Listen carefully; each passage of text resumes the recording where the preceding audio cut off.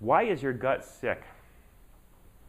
I am convinced that everyone in here, myself included, does not have the optimal gut flora balance. There's too many things against us. We're going to go through a list here. You guys can help me out creating this list.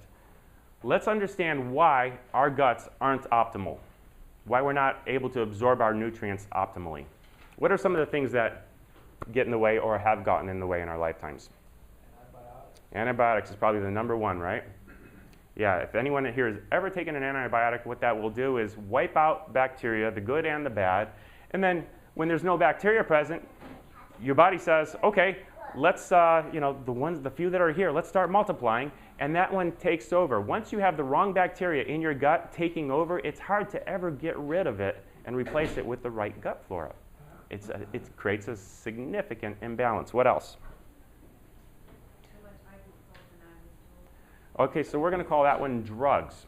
All right, drugs. If you take too many drugs, it can kill you, right?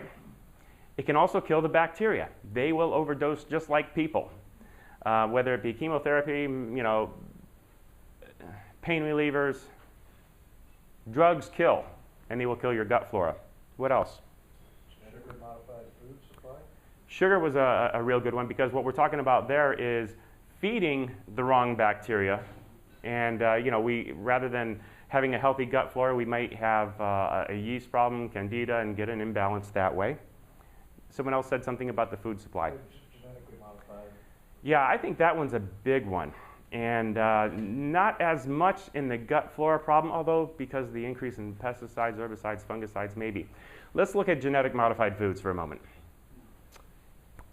One of the things that modification allows is more pesticides, right? More herbicides, more fungicides, more chemicals on the food.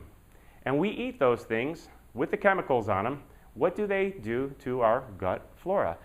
If it's a pesticide made to kill a bug, an insect, can it kill a little bacteria? Of course.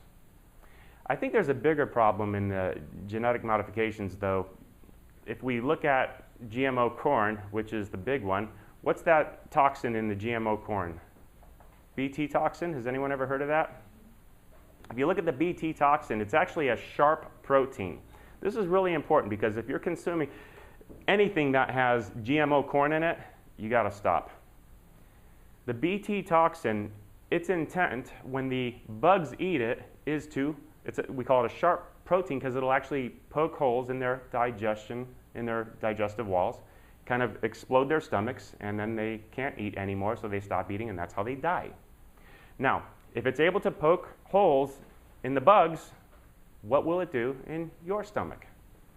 Probably poke holes. Now, you might be a little bit more resilient than the little tiny bugs, and maybe it's just a slower death, causing the leaky gut. That's a big one. What else? What else is irritating our guts? Processed foods. When I think of processed foods, I think a lot of altered foods, things like hydrogenated oils. I think of trans fats. I think of chemicals, preservatives. Preservatives is an interesting one. What's a preservative do? Prevents the growth of bacteria and fungus and mold and yeast. If it can preserve in the bottle, what can it do in your gut? If it can kill, when you look at preservatives, there's a couple ways we look at them. One is, will it stop things from growing? And then the other is, what log reduction is there if you put something into it that's alive? How much can it kill off?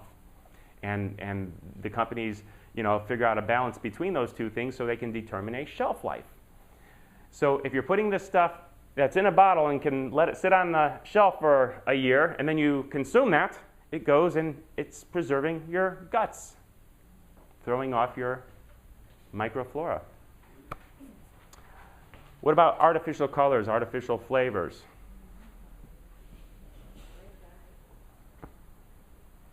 What about the water?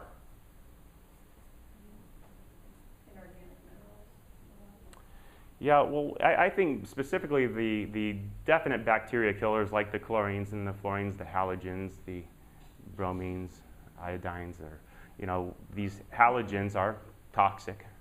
That's why they put them in the water, to kill things. Now, yeah, I'm sure we don't drink from the tap anymore. We used to. And we probably all damaged our guts significantly back then. And now if you're using carbon filters, you're probably getting most of these chemicals out of your water. Make sure you change those filters. Because they don't work forever, right?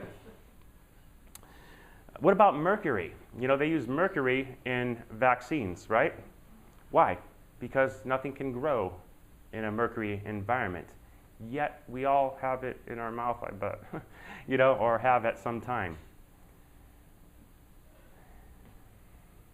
Pasteurization. Who eats pasteurized foods? Pasteurized foods.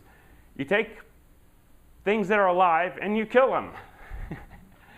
The bacteria that naturally occurs on fruits and vegetables tends to be a very good, healthy probiotic bacteria. That's why you can take something like cabbage and naturally culture it and then consume it and be getting all these good, healthy probiotics. But we're killing them off. What about radiation? Doing the same thing. Radiation, you know, radiating foods to kill them. They're dead. They're no longer live foods. Here's one that's really popular in the live food movement. High pressure processing. What's high pressure processing? Well, we don't use heat. All we do is we put it in a chamber, we fill it up with so much pressure that anything that's alive explodes. If it explodes the things that are living, what can it do to the nutrients?